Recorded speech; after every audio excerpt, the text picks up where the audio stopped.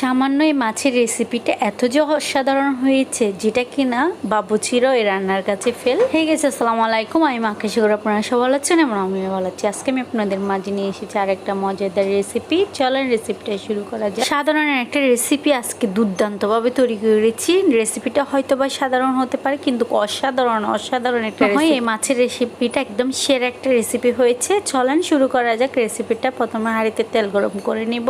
তেলটা একটু ভালোভাবে গরম করে নিচ্ছি, এতে করে আপনার গরম করে নিলে ভালো হয়। তারপরে দেখেন এর মধ্যে দিয়ে দিব আপনার রসুন কুচি। রসুনটা প্রথমে দিয়ে দিবেন, এটা আপনার পুরো রেসিপির ফ্লেভারটা ভালো আনবে। রসুনের ফ্লেভারটা কিন্তু অনেক অসাধারণ লাগে, কাতে কেমন লাগে জানি না, আমার থেকে অনেক ভালো লাগে। তারপর দিয়ে দিলাম পেঁয়াজ কুচি। পেঁয়াজ কুচিগুলো দিয়ে একটু ভালোভাবে নেড়ে ছেড়ে নিচ্ছি। নেড়ে ছেড়ে নেওয়ার পর এরপরে দিয়ে দিব আপনার ভালো করা কাঁচামরিচ। জালটা আপনারা যে যেরকম খান না কেন ওই অনুযায়ী দিবেন। আমি যেরকম জাল পছন্দ করি ওরকম দিয়েছি। বাসায় কাঁচামরিচটা মরিচটাকে ইয়েলো চিলি বলা উচিত।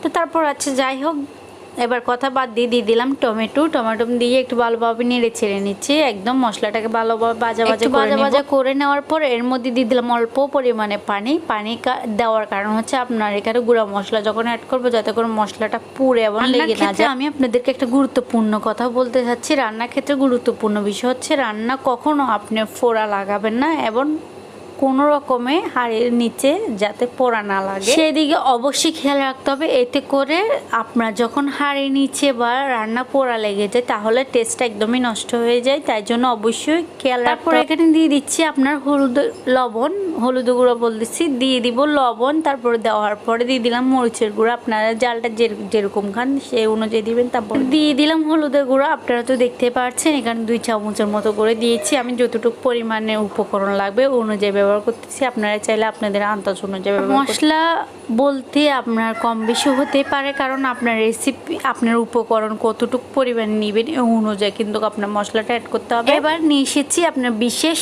পর্ব, যেটা হচ্ছে আপনার যে সবজিগুলো কেটে নিয়েছি। এখানে কি কি সবজি দিচ্ছি আপনারা তো আমি আপনাদেরকে বলে দিচ্ছি। এখানে আমি দিয়েছি পটল, বেগুন, বরবটি, আলু, মূলা। এই 5টা সবজি অসাধারণ একটা কম্বো হয়েছে। আর খেতে যে কি যে অসাধারণ হয়েছে আপনাদেরকে বলবো। যদি বাসায় একবার ট্রাই করেন তাহলে বুঝতে পারবেন কি যে অসাধারণ হয়েছে। আর একটা কথা হচ্ছে আপনার রান্নার মজার করা একদম সবচেয়ে গুরুত্বপূর্ণ পর্ব হচ্ছে আপনি যখন রান্নার মশলাগুলো কষিয়ে নেবেন, এমনকি আপনার মশলা কষানোর পরে যখন সবজিটা দিবেন, সবজিটাকে অবশ্যই আপনি যে কষানো মশলা বা পানি যতটুকু পর্যন্ত রাখবেন ওইটার মধ্যে একদম সবজিটাকে ফুল সিদ্ধ করে আপনি আগে প্রচুর পরিমাণে পানি দিয়ে সবজিটাকে কষাবেন না। এখানে আপনারা তো অবশ্যই দেখতে পাচ্ছেন একদম সবজিটাকে ভালোভাবে দেখতে পাচ্ছেন এটা কি পরিমাণ আমি সবজিটাকে কষিয়ে নিয়েছি। মনে করেন 1% বা 2% রাখছি। এটা আপনার মাছ দেওয়ার জন্য রেখেছি। আপনারা তো লক্ষ্য করে দেখেছেন আমি অন্যরা যেভাবে রান্না করে এটা থেকে কিছুটা আলাদা পরিমাণে রান্না করে। যেমন ধরেন অনেকে আছে এই মাছ সবজিটা যখন কষিয়ে নিয়েছে এর মধ্যে পানি দিয়ে তারপর মাছটা দেয়, মানে পানিটা যখন ফুটায় তখন মাছটা দেয়। বাট আমি ওভাবে রান্না করি না। এর কারণটা আমি আজকে আপনাদের সাথে শেয়ার করতেছি। কারণটা হচ্ছে যখন আমি মাছের সাথে পানি দিয়ে অনেকক্ষণ পানিটাকে সিদ্ধ করে নেব তখন মাছটা দিয়ে 2 মিনিটের মধ্যে নামিয়ে নিতে হয়। মাছের যে একটা ফ্লেভার আছে ওই ফ্লেভারটা সবজির মধ্যে ঢুকতে পারে না, কারণ আপনি কয়েক মিনিটের মধ্যে রান্না করে নিলে এতে করে আপনার মাছের ফ্লেভারটা সবজির মধ্যে কম যায়। হয়তো বা মাছটা খেতে যতটা অসাধারণ লাগে তবে সবজিটা খেতে অতটা অসাধারণ লাগে না।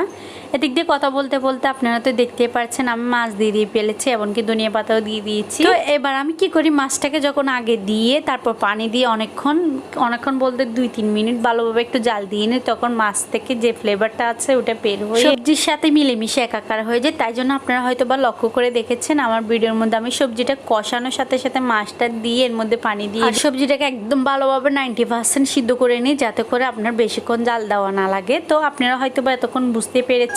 আর আজকে আমার এই রেসিপিটার সাথে আমার মনে হয় বাবুচির রেসিপি ফেল করবে, কারণ এত যে অসাধারণ হয়েছে আপনাদেরকে বলে বুঝতে পারবো না। আপনারা যদি না খান এবং সেম রেসিপি বাসায় একবার ট্রাই না করেন তাহলে বুঝতে পারবেন না। আমি আপনাদেরকে যে যে গুরুত্বপূর্ণ কথাগুলো বলেছি অবশ্যই ওগুলো লক্ষ্য রাখতে হবে। গুরুত্বপূর্ণ পর্যায়ে হচ্ছে কি জানেন, মাছটা যখন আপনি ভাজি করবেন একটু বেশি পরিমাণে তেল দিয়ে ভাজি করবেন। ভাজি করার পরে ওই মাছের যে তেলটা থাকে এটা অবশ্যই সবজির সাথে দিয়ে দিবেন তেলটা, না হলে আপনার ওই মাছের যে ফ্লেভারটা বের হয়েছে তেলের মধ্যে ওইটা কিন্তু সবজির সাথে অ্যাড হবে না। আপনারা যদি বা মাছের তেল বেশি দেন সবজির মধ্যে একটু তেল কম দিতে পারবেন। তো আজকের ভিডিওটা আপনাদের কেমন লেগেছে, যদি ভালো লেগে থাকে তাহলে লাইক কমেন্ট সাবস্ক্রাইব করে দিবেন। ফেসবুক পেজ থেকে হলে ফলো করে দিবেন। সবাই ভালো থাকুন, আল্লাহ হাফেজ।